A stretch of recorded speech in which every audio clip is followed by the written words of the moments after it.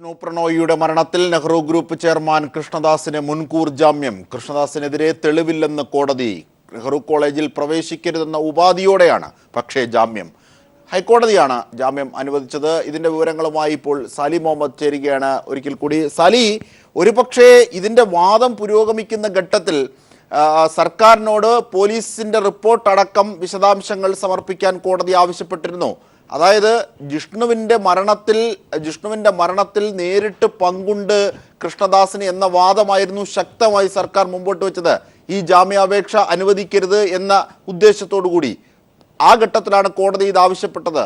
ഇതൊക്കെയാണ് ഇന്ന് പരിഗണിക്കപ്പെട്ടതെന്ന് കരുതാമോ? ഒരു പക്ഷേ ഇന്ന് ജാമ്യം ലഭിക്കുന്നതിലേക്ക് പോയാൽ തീർച്ചയായും പ്രിൻസിപ്പലിന്റെ രഹസ്യമൊഴി, കേസ് ഡയറി, അനുബന്ധ രേഖകൾ ഹാജരാക്കാനാണ് കോടതി വാദത്തിനിടെ പ്രോസിക്യൂഷനോട് നിർദ്ദേശിച്ചിരുന്നത്. എല്ലാ രേഖകളും കൃത്യമായി പ്രോസിക്യൂഷൻ കോടതി ഹാജരാക്കുകയും ചെയ്തു.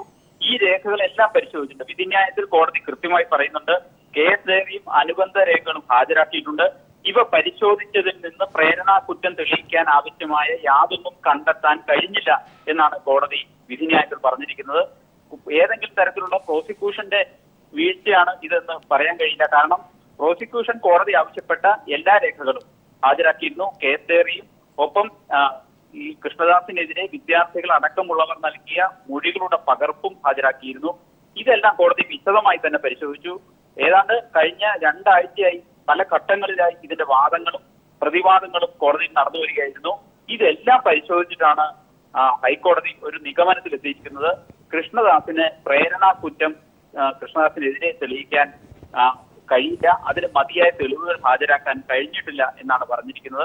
ഏതായാലും കൃഷ്ണദാസിനോട് ചില നിബന്ധനകളോടുകൂടിയാണ് ജാമ്യം. അത് പ്രധാനപ്പെട്ടത് അന്വേഷണത്തെ ഒരു തരത്തിൽ സ്വാധീനിക്കാൻ ശ്രമിക്കരുത്, കോളേജിന്റെ ദൈനംദിന പ്രവർത്തനങ്ങൾ ഇടപെടരുത്, കോളേജിൽ പ്രവേശിക്കുക പോലും അരുത് തുടങ്ങിയ ചില ക്ലോസുകൾ കോടതി മുന്നോട്ട് വെച്ചിട്ടുണ്ട്. പക്ഷെ കോടതി മൊത്തത്തിൽ പറഞ്ഞത് ഗൂഢാലോചന കുറ്റമോ പ്രേരണ കുറ്റമോ തെളിയിക്കാൻ ആവശ്യമായ യാതൊന്നും ഈ മൊഴികളിലോ ഒന്നുമില്ല എന്ന് കൃത്യമായി കോടതി പറഞ്ഞിരിക്കുന്നു.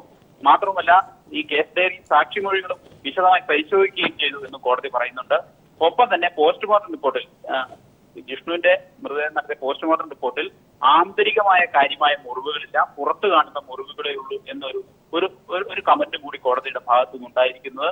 അതായത് കൃഷ്ണദാസിനെ ഈ കേസിന്റെ ഡയറക്റ്റ് ഇൻവോൾവ് ചെയ്യിക്കാൻ ആവശ്യമായ ഒരു തെളിവും പൊതുവിലില്ല എന്ന നിഗമനത്തിലാണ് ഇപ്പോൾ ഹൈക്കോടതി എത്തിയിരിക്കുന്നത്. കോടതി അത് വിധിയായി പറയുകയും ചെയ്തു. കൃഷ്ണദാസിനെതിരെ പ്രേരണാ കുറ്റത്തിന് തെളിവില്ല. ആ സാഹചര്യത്തിൽ കൃഷ്ണദാസിന് മുൻകൂർ ജാമ്യം അനുവദിക്കുന്നു എന്നുള്ളതാണ് ഇപ്പോൾ ജസ്റ്റിസ് എബ്രഹാം മാത്യുവിന്റെ വിധിയിലുള്ളത്. അത് തന്നെയാണ് സാലി. അതായത് ദൈനംദിന കാര്യങ്ങളിൽ ഇടപെടരുത്. അതായത് ജിഷ്ണു പ്രണോയിയുടെ മരണവുമായി ബന്ധപ്പെട്ട് ഉയരുന്ന വിവാദങ്ങൾ അല്ലെങ്കിൽ അതുമായി ബന്ധപ്പെട്ട് പുരോഗമിക്കുന്ന അന്വേഷണത്തിന്റെ ഒരു സാധ്യതകളിലേക്കും കൃഷ്ണദാസ് ഇടപെടരുത് എന്ന വാദം സുപ്രീം കോടതി അംഗീകരിച്ചിരിക്കുന്നു. ഒരു പക്ഷേ ജാമ്യം കിട്ടി എന്ന തിരിച്ചടിക്കൊപ്പം സർക്കാർ മുമ്പോട്ട് വെച്ച ഈ കാര്യത്തിന് കൂടി വിജയം കിട്ടിയിരിക്കുന്നു എന്നുള്ളതാണ് ഒന്നത്. രണ്ടാമത്തെ കാര്യം, ഇതുമായി ബന്ധപ്പെട്ട് കൃഷ്ണദാസിന്റെ ആരോപണ വിധേയമായി സർക്കാരും പോലീസും ഒക്കെ കാണുന്ന വിഷയങ്ങളെ സംബന്ധിച്ച് ഉള്ള അന്വേഷണത്തിന്റെ പുരോഗതിയുടെ ആത്യന്തികതയിൽ തിരിച്ചടികൾ ലഭിക്കാൻ സാധ്യതയുള്ള എന്തെങ്കിലും കാര്യങ്ങൾ ഇന്നത്തെ ഈ മുൻകൂർ ജാമ്യാപേക്ഷ പരിഗണിക്കുന്ന ഘട്ടത്തിൽ അല്ലെങ്കിൽ ജാമ്യം ലഭിക്കുന്ന ഘട്ടത്തിലുണ്ടോ? അജിംഷാദ്, ഏതെങ്കിലും തരത്തിൽ കേസിന്റെ മറ്റ് വാദമുഖങ്ങളുടെ മുരട്ടിലേക്കൊന്നും കോടതി കടന്നിട്ടില്ല. കോടതി പരിശോധിച്ചത് ഈ കോളേജിന്റെ ചെയർമാൻ പദവിയിൽ ഇരിക്കുന്ന പി കൃഷ്ണദാസ് എന്ന വ്യക്തിക്ക് അവിടെ വിദ്യാർത്ഥിയായിരുന്ന ജിഷ്ണു പ്രണോയുടെ മരണവുമായിട്ട് നേരിട്ട് ലിങ്ക് ചെയ്യാനുള്ള എന്തെങ്കിലും തെളിവുകൾ ഉണ്ടോ എന്ന് മാത്രമാണ് കോടതി പരിശോധിച്ചത്. ഈ ജിഷ്ണു പ്രണോയുടെ മരണവുമായി ബന്ധപ്പെട്ട് ഇപ്പോൾ നടക്കുന്ന അന്വേഷണത്തിലും കോളേജിൽ ഇടിമുറി ഉണ്ട് തുടങ്ങിയ ആരോപണങ്ങൾ ഉയർന്ന സാഹചര്യത്തിൽ അതുമായി ബന്ധപ്പെട്ട് പോലീസ് നടത്തുന്ന അന്വേഷണത്തെ കുറിച്ച് ഒന്നും കോടതി ഒരു നിഗമനത്തിലും എത്തിയിട്ടില്ല. അത് കോടതിയുടെ പരിഗണനയ്ക്ക് വന്ന വിഷയവുമല്ല. കോടതി പരിഗണിച്ചത് ഒറ്റ കാര്യമാണ്, ഈ കോളേജിന്റെ ചെയർമാൻ എന്ന നിലയ്ക്ക് ഒരു വിദ്യാർത്ഥിയുടെ മരണത്തിൽ ഏതെങ്കിലും തരത്തിൽ പ്രേരണാ കുറ്റമോ ഗൂഢാലോചന കുറ്റമോ കൃഷ്ണദാസിനെതിരെ തെളിയിക്കാൻ കഴിയുമോ എന്ന് മാത്രമാണ് ഹൈക്കോടതി പരിഗണിച്ചത്. അതായത് സാലി, ഈ മുൻകൂർ ജാമ്യാപേക്ഷ ഒരു തരത്തിലും ഇതുമായി ബന്ധപ്പെട്ട അന്വേഷണത്തിലെയോ കൃഷ്ണദാസിന്റെ എഡ്ജ് വർദ്ധിപ്പിക്കുന്ന തരത്തിലോ ഉള്ളതല്ല, മറിച്ച് ഒരു വിശാല പരിപ്രേക്ഷ്യത്തിൽ നിയമം നൽകുന്ന ആനുകൂല്യത്തിന്റെ ഭാഗമായി ലഭിച്ചു എന്ന് മാത്രമേ ഉള്ളൂ മുൻകൂർ ജാമ്യാപേക്ഷ. അങ്ങനെയാണോ കാണേണ്ടത്? അജിംഷാദ്, തീർച്ചയായും ഒരു വ്യക്തി എന്ന നിലയ്ക്ക് ഇയാൾക്കെതിരെ തെളിവുകൾ കാര്യമായി ഇല്ലാത്ത സാഹചര്യത്തിൽ കോടതി പരിഗണിച്ചത് ഇക്കാര്യം മാത്രമാണ്. ഇയാൾക്കെതിരെയോ ഈ സ്ഥാപനത്തിനെതിരെയോ അല്ലെങ്കിൽ ജിഷ്ണു പ്രണോയുടെ ആത്മഹത്യയുമായി ബന്ധപ്പെട്ടോ നടക്കുന്ന ഒരന്വേഷണത്തെയും ബാധിക്കുന്ന ഒരു വിധിയല്ലിത്. അതിന് സമാന്തരമായി സ്വാഭാവികമായും അന്വേഷണ സംഘത്തിന് അന്വേഷണം തുടരാം. മറിച്ച് ഈ മരണത്തിലേക്ക് ഈ കോളേജിന്റെ ചെയർമാനെ ലിങ്ക് ചെയ്യാൻ, അയാളെ ബന്ധിപ്പിക്കാൻ ആവശ്യമായ ഒരു തെളിവും കോടതിക്ക് കണ്ടെത്താൻ കഴിഞ്ഞില്ല. അതുകൊണ്ട് തന്നെ ബന്ധിപ്പിക്കുന്ന ഒരു തെളിവുമില്ല, തനിക്ക് ഇതുമായി ഒരു ബന്ധവുമില്ല എന്ന വാദങ്ങൾ ഉയർത്തി തന്നെയാണ് കൃഷ്ണദാസ് കോടതിയെ സമീപിച്ചത്. അതിൽ പ്രധാനപ്പെട്ട അയാൾ പറഞ്ഞത് തനിക്ക് നിരവധി സ്ഥാപനങ്ങളുണ്ട്, ഈ സ്ഥാപനങ്ങളുടെ ഒന്നും ദൈനംദിന പ്രവർത്തനങ്ങളിൽ താൻ ഇടപെടാറില്ല, ഇതിന്റെ ചെയർമാൻ മാത്രമാണ് താൻ.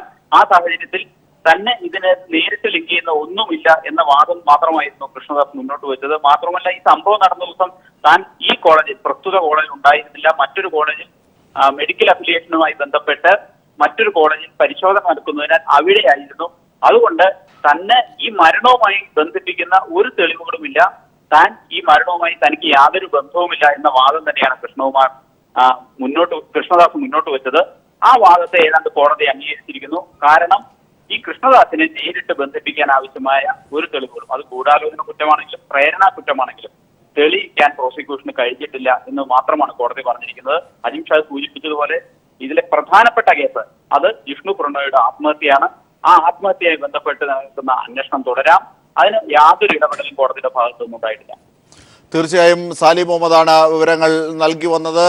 ജിഷ്ണു പ്രണോയുടെ മരണവുമായി ബന്ധപ്പെട്ട് നെഹ്റു കോളേജ് ചെയർമാൻ കൃഷ്ണദാസിന് മുൻകൂർ ജാമ്യം ഹൈക്കോടതി അനുവദിച്ചു. എന്നാൽ